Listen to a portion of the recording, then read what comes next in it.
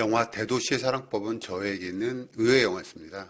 사실 영화에 대한 기대가 없었던 것은 김고은과 노상현이라는 배우들을 좋아하지 않았기도 했지만 영화를 볼 때 가장 중요하게 생각하는 것은 감독입니다. 이 영화의 감독인 이현희 감독의 전작들은 주목할 만한 영화도 인상적인 영화도 없었으니까요. 그렇지만 이번 영화는 전작들과는 다른 은근한 매력이 돋보이는 영화였습니다. 사람이 무언가를 좋아하고 사랑하는 것을 감히 누가 판단을 하고 재단할 수 있겠습니까? 우리는 지극히 폐쇄적인 반복 교육을 통해 그러한 모든 것을 통제받는 교육에 익숙해져 있습니다. 우리가 받은 교육에는 4개 중에 하나의 답이 있는 사지선다형의 문제들 뿐이었고 그 문제에서는 언제나 답이 존재했었죠. 그렇게 시작된 4개의 보기가 어느 순간 5개로 늘어났다지만 그럼에도 우리는 그 좁디 좁은 보기에서 답을 찾아야 했습니다. 덕분에 사람이라는 것을 차치하고라도 세상에 대한 답을 찾아가면서 살아가고 있죠. 감히 누가 사랑하는 것에 대한 답을 말할 수 있겠습니까? 숨이 끊어지는 순간까지도 그 과정들은 되풀이되면서 반복될 것이고 눈을 감는 그 순간에 어떠한 만족감과 행복감이 있을지는 누가 판단하는 게 아니라 본인 스스로 판단하는 것이니까요. 대도시의 사랑법은 그러한 사랑과 행복의 기준을 나열합니다.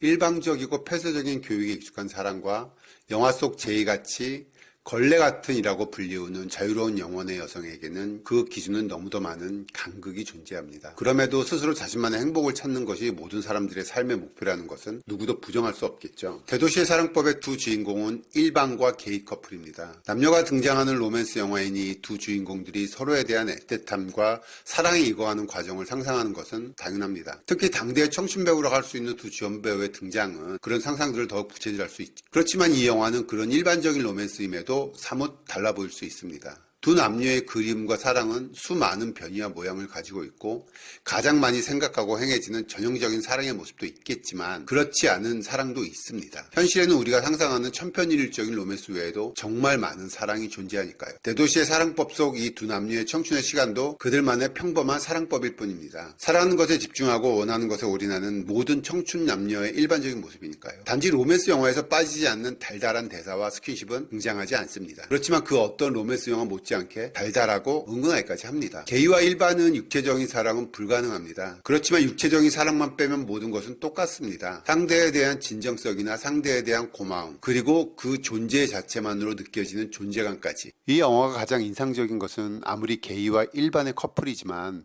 상업영화라는 공간이라면 이러한 전제도 무시하면서 이 성향을 깨버릴 것들을 나열하면서 이 두 남녀의 사랑을 이뤄내는 방향으로 갔을 텐데 그러한 것에는 전혀 고민하지 않고 게이와 일반이라는 두 정체성에 대한 묘사에 집중하는 모습이었습니다. 덕분에 영화는 통통 튀고 매력적인 외모의 두 청춘 배우들을 전면에 내세우고 있었음에도 두 남녀의 일반적인 로맨스에 집중하지 않고 쿨하고 자유로운 시선들이 느껴지면서 이야기는 훨씬 풍부해지고 자연스러워지고 현실감이 높아집니다. 영화 속 일반인 구제이는 이반을 특별한 시선으로 보지 않습니다. 남녀가 동거를 한다는 것은 여러 가지 사정이 있을 수 있겠지만 근본적으로 사랑하는 사이라는 것을 의미하기도 합니다. 대도시의 사랑법 속의 제이와 흥수 역시 사랑하는 사이라고 생각합니다. 사랑하는 남녀의 의미를 굳이 에로스적인 사랑으로 단정할 필요는 없죠. 물론 일반적인 남녀의 사랑의 모습을 떠올리는 것은 당연하겠지만 그렇지 않다고 해서 호기심 이상으로 괜한 색안경을 끼는 것은 현명하지 않습니다. 일반과 이반, 얼마나 편하고 좋은 사이가 될 수 있을지 상상이나 경험해 본 적이 있는 사람이라면 이보다 더 좋을 수는 없다는 것을 알고 있을 것입니다. 무엇보다 이반을 보는 시선에 대한 따스함도 좋지만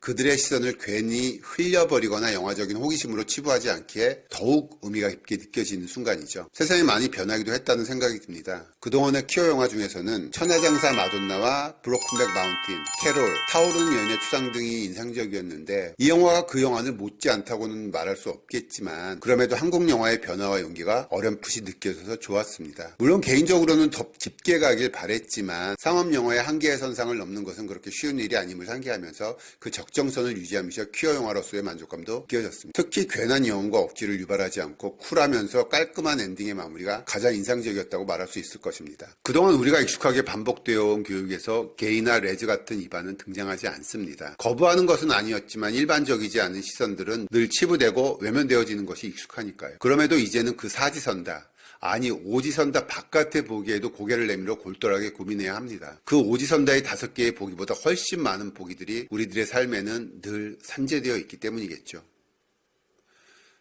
대도시의 사랑법은 이현희 감독도 김고은도 노상현도 그렇게 좋아하지는 않지만 이현희 감독 영화 중 가장 재밌고 유익했고 두 배우의 케미가 영화의 질을 높였다고 생각합니다. 무엇보다 박상영 작가의 원작이 뛰어남으로 인해 영화가 빛나는 경우로 읽혀졌습니다.